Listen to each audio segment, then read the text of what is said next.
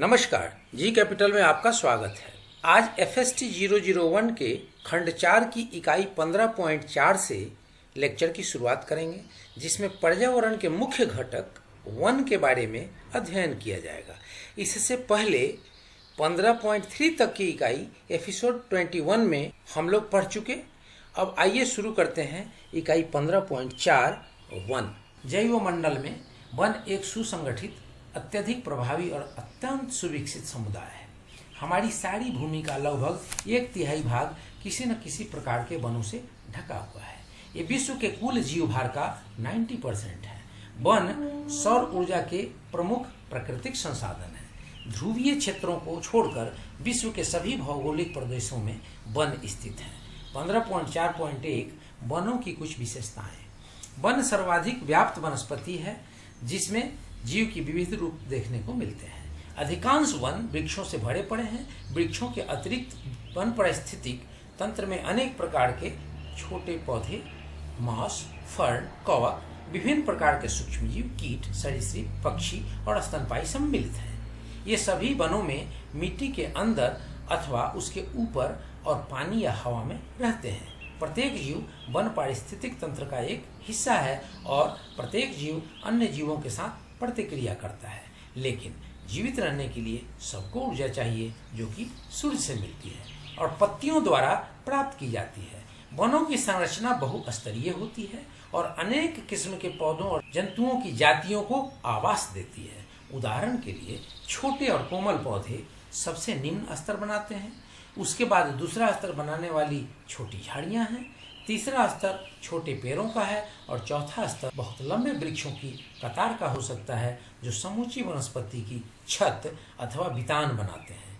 रहन सहन के स्वभाव के आधार पर वनस्पति के विभिन्न स्तरों में अनेक प्रकार के जंतु मिलते हैं। 15.4.2 वनों में जीवन।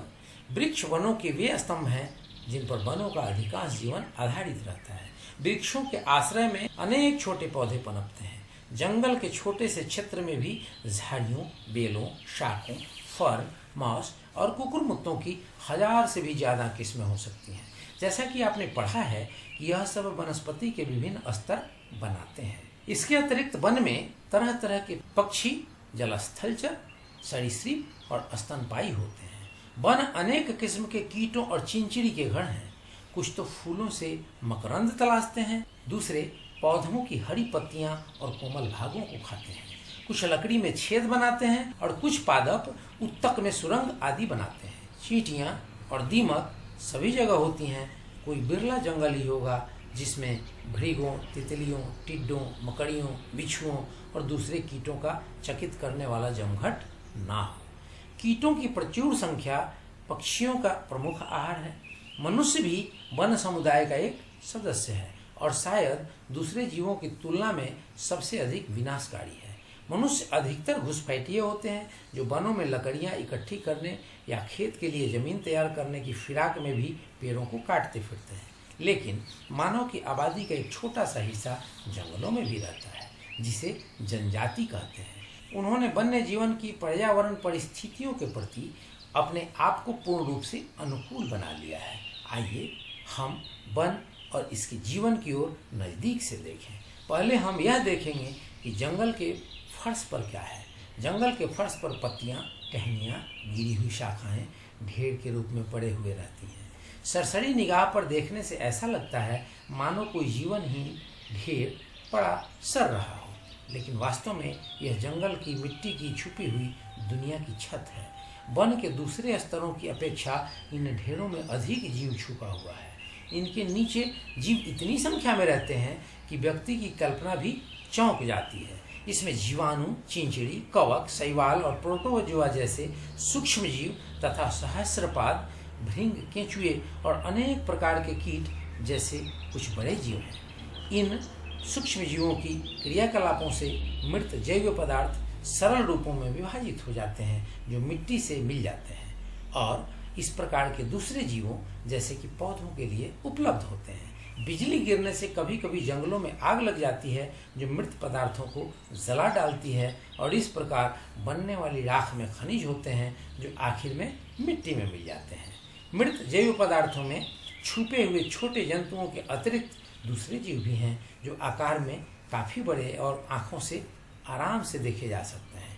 इन सब में वन जीवन के लिए असाधारण रूप से उत्तम अनुकूलन होते हैं। उदाहरण के लिए अनेक प्रकार के पक्षी पेड़ों के शिखर पर रहते हैं और पौधों पर रहने वाले बहुत छोटे कीटों या फलों को खाते हैं। इसके लिए उनकी चोंच और पंजे अत्यधिक विशिष्ट होते हैं। कठफोरवा पेड़ों के तनों पर अपनी मजबूत तथा नोकदार चोंच की मदद से पेड़ की छाल के नीचे छिपे कीटों को निकाल लेता है।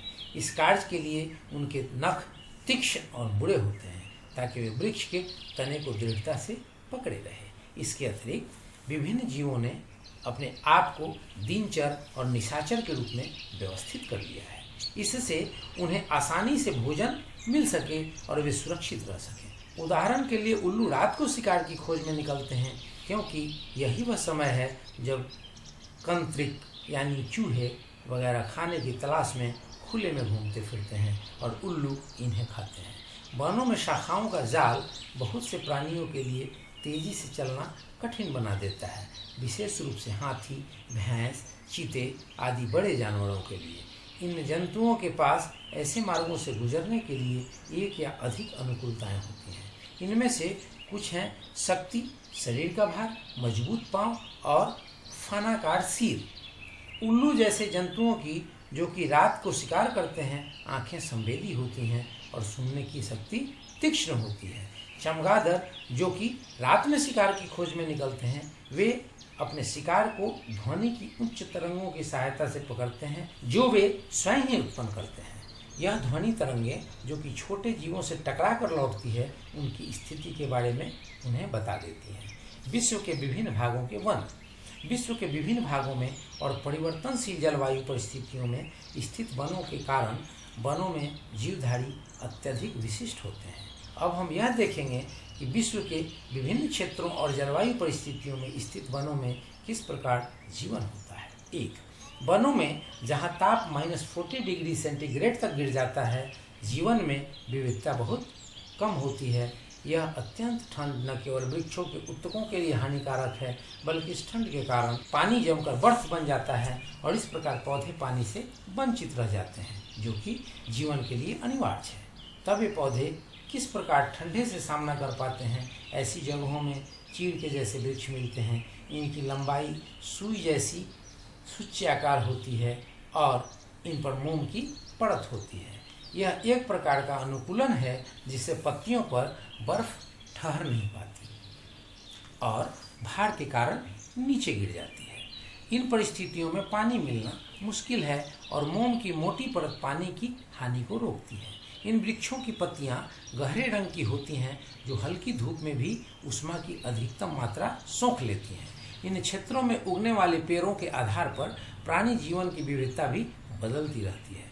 पत्तियां सख्त रेजिन युक्त और आराम से न चबाई जा सकने वाली होने के कारण बहुत से कीट इन्हें नहीं खा पाते, लेकिन अनेक पक्षी जैसे वृक्षों के शंकुओं के बीज निकाल लेते हैं और उन्हें खाने का आनंद उठाते हैं। अब हम उन क्षेत्र के जीवन के किस्मों के बारे में पढ़ेंगे जहाँ शीत ऋतु लंबी होती है। ऐसी परिस्थितियों में अधिकांश जल जम जाता है और पौधों को नहीं मिलता। यह परिस्थिति वैसे ही है जैसे कि सूखे में होती है। तब पौधे ऐसी परिस्थितियों में क्या करें? उनमें से अधिकांश अपनी क्रियाएं कम कर देते हैं। वे अपनी पत्तियां गिराकर ऐसा करते हैं ताकि उनकी जड़ों, तनों और शाखाओं की कोशिकाओं की नमी बरकरार रहे। जिन पौधों ने इस तरह के जीवन रक्षक साधन विकसित कर लिए हैं उन्हें पर्णपाती कहते हैं। लैटिन भाषा के शब्द डेसिडुस का अर्थ है गिर जाना। शरद ऋतु में गिरी हुई पत्तियों के ढेर वनों में हर जगह देखे जा सकते हैं। इस दौरान में पौधों से कोई पत्तियां, फूल या फल उत्पन्न नहीं होते। वन प्राणियों ने भी पौधों से कम महत्वपूर्ण ढंग नहीं खोजे हैं। इनकी सहायता से वे सर्दी की भीषणता और आहार के अभाव के लंबे काल को जीत पाते हैं। कुछ पक्षी हजारों मील ऐसे क्षेत्रों में प्रवास कर जाते हैं जहां भोजन की कोई समस्या नहीं है और जहां ताप उनकी पसंद का होता है। कुछ पक्षी प्रवास नहीं करते और पीछे ही रुक जाते हैं। वे निष्क्रिय रहते हैं और अपने हृदय की धड़कन तथा श्वसन दर पर्याप्त रूप से कम कर लेते हैं। ऐसा करके वे काफ़ी ऊर्जा बचा लेते हैं। कुछ जंतु प्रवास नहीं करते बल्कि सो जाते हैं या शीत निष्क्रिय हो जाते हैं, जैसे कि रीछ बूढ़ी मुड़ी होकर सो जाता है। शीत निष्क्रियता के दौरान नींद इतनी गहरी होती है कि कुछ जानवर तो झंझोरे जाने पर भी नहीं जागते।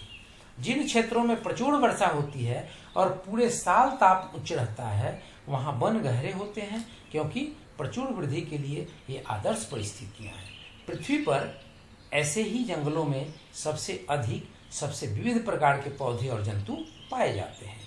1 हेक्टेयर वन में सैकड़ों भिन्न भिन्न प्रकार के लंबे पेड़ और अनेक प्रकार के छोटे छोटे पौधे होते हैं।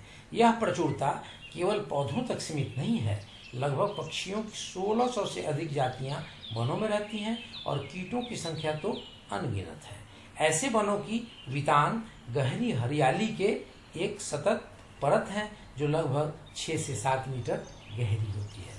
इसमें हर पत्ती इस तरह की स्थिति में होती है कि यह सूरज का अधिकतम प्रकाश बटोर सके।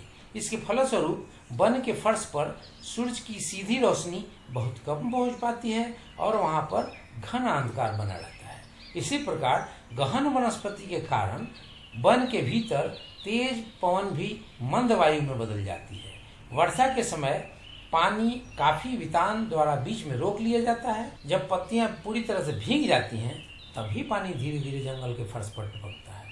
सुनिश्चित ऋतुएं न होने के कारण सभी वृक्ष अपनी पत्तियां एक साथ नहीं गिराते। हर जाति के वृक्ष की पत्तियां गिराने की अपनी ऋतु होती है। कुछ जातियां अपनी पत्तियां हर 6 महीने बाद और कुछ जातियां प्रायः 12 महीने बाद अपने पत्ते गिराते हैं। इसी प्रकार पुष्पकाल अलग अलग प्रकार का होता है।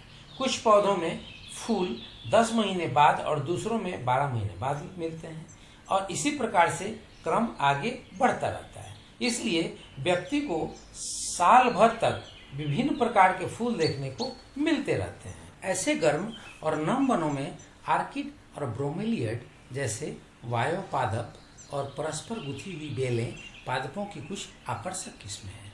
ये वायु पादप लंबे पेड़ों पर चढ़कर रोशनी तक पहुंचते हैं, जबकि परस्पर गुथी हुई बेलें लंबे पेड़ों के तनों के साथ लिपटती हुई अपनी शाखाओं को सहारा देते हुए धूप तक पहुंचती हैं। बहुत छोटे छोटे पादप भी वन की जमीन पर उगते हैं। थोड़ी सी मिलने वाली रोशनी को सोखने के लिए ऐसे पौधों की पत्तियां बड़ी और गहरे रंग की होती हैं। जमीन के निकट खाद्य योग्य पादप पदार्थ की अपेक्षाकृत कमी के कारण ऐसे वनों में अधिकांश जीव जंतु जमीन से ऊपर ऊंचाई पर रहते हैं और यह जगत है वृक्षों के वितान का हरा भरा संसार। इसमें अनेक पक्षी, बंदर, कीट और अन्य जंतु शामिल हैं। वस्तुतः वृक्षों के शिखर असंख्य पक्षियों के शोरगुल और अनेक रंग से जीवंत हो उठते हैं। वृक्षीय जीवन के लिए जीव जंतुओं ने कुछ अनुकूलताएं प्राप्त कर ली हैं। उनका शरीर गहरा होता है जो कि फुर्तीली गति के लिए आवश्यक है। ये जंतु जंगलों को कभी नहीं छोड़ते, उसी में शिकार करते हैं, खाद्य पदार्थों को प्राप्त करते हैं, उसी में प्रजनन करते हैं तथा उसी में मर जाते हैं। खाने के लिए भारी प्रतिस्पर्धा और पैनी दृष्टि वाले पक्षियों द्वारा खा लिए जाने के डर के बावजूद इन वनों में कीटों की आबादी फल फूल रही है।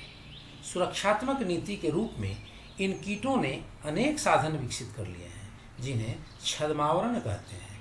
इस युक्ति में वे अपने परिवेश से मेल खाता हुआ रंग और आकार बना लेते हैं, जिससे वे आसानी से पहचाने नहीं जा सकते। चौथा, उन क्षेत्रों के वनों में जहाँ ग्रीष्म ऋतु में ताप बहुत अधिक रहता है, नमी के अत्यधिक कमी हो जाने का खतरा रहता है। ऐसे क्षेत्रों में उगने वाले पौधों की पत्तियों की सतह मोम युक्त जलरोधी होती हैं और इनमें अपेक्षाकृत कम रंध्र होते हैं, जो प्रायः मुख्य रूप से पत्ती के नीचे की तरफ होते हैं। दिन की ज़्यादा गर्म समय में अधिकतर पत्तियां शाखाओं से नीचे की ओर लटक जाती हैं ताकि उन पर सूरज की गर्मी कम पड़े। ये पत्तियां इस प्रकार स्थित होती हैं कि सूरज की सीधी रोशनी से बचती हैं और इससे ज़मीन तक काफ़ी रोशनी पहुंच जाती है। संक्षेप में आपने देखा कि वनों में भिन्न भिन्न परिस्थितियों का सामना करने के लिए पौधों और जंतुओं ने विशेष प्रकार के अनुकूलन विकसित कर लिए हैं। वनों में जीवन का वर्णन करने के बाद अब हम यह देखेंगे कि वनों को पृथ्वी के पर्यावरण का एक महत्वपूर्ण घटक क्यों माना जाता है और वह क्या है जो वनों को महत्वपूर्ण बनाता है। वनों का महत्व सभी को पता है। कुछ सीमा तक विस्तृत वन वर्षण बढ़ाते हैं। वन न केवल प्राकृतिक दृश्य को और सुंदर बनाते हैं बल्कि जलवायु स्वास्थ्यवर्धक बनाते हैं और वन प्राणियों के लिए उपयुक्त आवास भी देते हैं। इन्हें पर्यावरणीय बफर भी कहते हैं। वन पौधों की जड़ों द्वारा भारी मात्रा में पानी का इस्तेमाल करते हैं और पत्तियों द्वारा श्वसन क्रिया के माध्यम से उसे खो देते हैं। उदाहरण के लिए वन भारी वर्षा को बीच में रोकते हैं और नीचे की जमीन में धीरे धीरे छोड़ते हैं। असंख्य छोटे पौधों और पेड़ों की जड़ें मिट्टी को अपनी जगह बांधे रहती है। भवन निर्माण के लिए और समाचार पत्र का कागज तथा प्लाईवुड निर्माण करने वाले उद्योग के लिए वन लकड़ी का एक महत्वपूर्ण स्रोत है। काष्ठ उत्पादक वृक्षों की लगभग 100 अथवा अधिक जातियां कागज के लिए लुगदी उत्पादन के लिए काटी जाती हैं। वन खाद्य चारा और रेशा आदि भी सप्लाई करते हैं जो वनों में या उनके नजदीक रहने वालों के लिए अपरिहार्य आवश्यक है। वे लाख, रेजिन और सुगंध तेल जैसे व्यापारिक मूल्यवान उत्पादों के भी स्रोत हैं। वे औषधीय पौधों के भी भंडार गृह हैं जिनमें से बहुत की अभी खोज की जानी है और पूरी तरह से उपयोग किया जाना है। 15.4.3 पारिस्थितिकीय संकट। अनुमान लगाया जा रहा है कि 10 वर्षों के बीच 1963 से 1973 के दौरान वन का क्षेत्र 15% तक घटा है, जिससे विश्व के सभी प्रदेश प्रभावित हुए हैं। भारत अपने वनों को बहुत तेजी से खो रहा है। उपग्रह से प्राप्त आंकड़ों के अनुसार 1972 से 1982 के बीच भारत ने वनों का 13 लाख हेक्टेयर भाग प्रति वर्ष खोया है। केवल अरुणाचल प्रदेश, मणिपुर और अंडमान और निकोबार द्वीप ही ऐसे क्षेत्र हैं जो 1952 में बनी राष्ट्रीय वन नीति द्वारा पहाड़ी प्रदेशों में वन आवरण के लिए निर्धारित प्रतिबंधों का पालन करते हैं। मध्य प्रदेश में अधिकतम वनोन्मूलन हुआ है। वहाँ लगभग 20 लाख हेक्टेयर वन खत्म हो गए हैं। महाराष्ट्र में 10 लाख हेक्टेयर तथा उड़ीसा, आंध्र प्रदेश और जम्मू कश्मीर में लगभग 10 लाख हेक्टेयर वन उजाड़ दिए गए हैं। आइए अब हम हमारे देश में वनों के विनाश का क्या कारण है इसके ऊपर विचार करते हैं। पहला कारण ये है कि झूम खेती अर्थात वनों को काटने और साफ करने की प्रक्रिया, जमीन पर गिरी हुई अधिकांश वनस्पति को जलाना और 2 या 3 सालों तक मिश्रित फसल की खेती करना। जब मिट्टी की अपनी उर्वरता समाप्त हो जाती है और तब यह प्रक्रिया किसी दूसरी जगह शुरू कर दी जाती है। इस प्रकार की खेती हमारे देश के बहुत सारे पहाड़ी क्षेत्रों में प्रचलित है। पशुओं के लिए वनों को चारागाहों में बदल देना। तीसरा पॉइंट है अधिक चराई। भारत में अधिकांश वन क्षेत्रों में चराई बहुत ज़्यादा होती है। इससे वनों का एक विस्तृत क्षेत्र कम हो गया है। वनस्पति आवरण कम होने के अतिरिक्त पशुओं के रौंदे जाने से जमीन सख्त बन जाती है जो वनों का पुनर्जनन रोकती है। पौधे न होने से मिट्टी ढीली हो जाती हैं और वायु द्वारा उड़ जाती हैं अथवा भारी वर्षा से बह जाती हैं। चौथा पॉइंट है इमारती लकड़ी और दूसरे उपयोग के लिए वनों को गिराना। वन विनाश का एक प्रमुख कारण प्रकाष्ठ का व्यापारिक स्तर पर काटा जाना है। इमारत, फलों के बक्सों, कागज और ईंधन के लिए जिस ढंग से लकड़ी काटी जाती है वह हमारे हरे भरे वनों के लिए एक भारी खतरा है। वनों के काटने पर सरकार द्वारा लगाए गए प्रतिबंध का कुछ ठेकेदार और हिस्सेदार अनेकों बार उल्लंघन करते हैं। इस दर से जंगल एक दिन गायब ही हो जाएंगे। नए बाग लगाने की सहायता तो मिलेगी लेकिन ये लंबे समय तक वनों का स्थान नहीं ले सकते। रोपण को वन बनने के लिए कम से कम 100 साल लगेंगे। हमें यह समझना चाहिए कि वनों के काटने से न केवल जमीन ही बंजर बनती है या उसमें रहने वाले जीवों पर ही प्रभाव पड़ता है, बल्कि वहाँ पर असंतुलित स्थिति उत्पन्न हो जाती है, वरन वहाँ पर सदियों से रहने वाले आदिवासियों के जीवन भी अत्यधिक प्रभावित होते हैं। पांचवी बिंदु है सिंचाई परियोजनाएं, सड़कों का निर्माण आदि ऐसी विकासशील गतिविधियां हैं जिन्होंने वनों के बहुत बड़े भाग को नष्ट किया है। सड़क बनाकर जहां एक ओर हमें कुछ प्राप्ति होती है, वहीं दूसरी ओर हमें अत्यंत महत्वपूर्ण संसाधन वन खोने पड़ते हैं। वनोन्मूलन के कारणों को जानने के बाद आइए देखें कि इसके परिणाम क्या क्या हुए हैं। वन नष्ट होने से मृदा अपरदन, झीलों और नदियों में गाद जमा हो जाती है, जिसके फलस्वरूप विनाशकारी बाढ़ आती है और पौधों तथा जंतुओं की हजारों जातियां हमेशा के लिए खत्म हो जाती हैं। अगर पौधे की एक जाति विलुप्त हो जाती है तो यह उस पर निर्भर रहने वाले अनेक जीवों को अपने साथ ले जाती है और कभी कभी यह संख्या 30 तक हो जाती है। इसका मतलब यह है कि पौधे की अगर एक जाति विलुप्त हो जाती है तो उस पर निर्भर रहने वाले लगभग 30 अन्य जीव जंतुओं की जातियां भी विलुप्त हो जाती हैं। मिट्टी की परत बहुत पतले होते हुए भी पेड़ पहाड़ी ढलानों पर उग सकते हैं। जब खेती के लिए जगह साफ करने के उद्देश्य से पेड़ काटे जाते हैं और जमीन जोती जाती है तो वायु और वर्षा से रक्षा कम हो जाती है। भारी वर्षा पहाड़ी ढलानों से मिट्टी को बहाकर नदियों में ले जाती हैं। इस प्रकार पहाड़ी ढलानें बंजर और बेकार हो जाती हैं और दूसरी ओर नदियाँ मिट्टी और गाद से भर जाती हैं, जिससे बाढ़ आ सकती है। हमारे देश में प्रलयकारी बाढ़ का प्रमुख कारण वनोन्मूलन है। राष्ट्रीय बाढ़ आयोग 1980 के अनुसार 1977 से 1978 के दौरान बाढ़ से होने वाली वार्षिक हानि 1000 करोड़ रुपए से ज़्यादा थी। पिछले दशक के दौरान कुल बाढ़ पीड़ित क्षेत्र दुगना हो गया है। वनों के नष्ट होने से वन्य प्राणियों की अनेक जातियों के आवास नष्ट हो जाते हैं। वन्य जंतुओं की 100 से अधिक जातियों की रक्षा करने की तुरंत आवश्यकता है, क्योंकि इनकी संख्या बहुत कम हो गई है। इसी प्रकार अनेक पौधों को मानव गतिविधियों का शिकार होना पड़ा है। भारतीय वनस्पति सर्वेक्षण द्वारा अभी हाल ही में तैयार की गई एक सूची में भारतीय पादपों की 135 जातियां शामिल की गई हैं, जिनकी उत्तरजीविता के लिए फौरन रक्षा की आवश्यकता है। इस तरह समूचे विश्व के जंतुओं की 200 से अधिक जातियां विलुप्त हो चुकी हैं। इस शताब्दी के प्रत्येक वर्ष में कम से कम एक जाति विलुप्त हुई है। इस समय विश्व के अनेक प्रदेशों में वितरित जंतुओं की 800 जातियों के विलुप्त हो जाने का संदेशा है।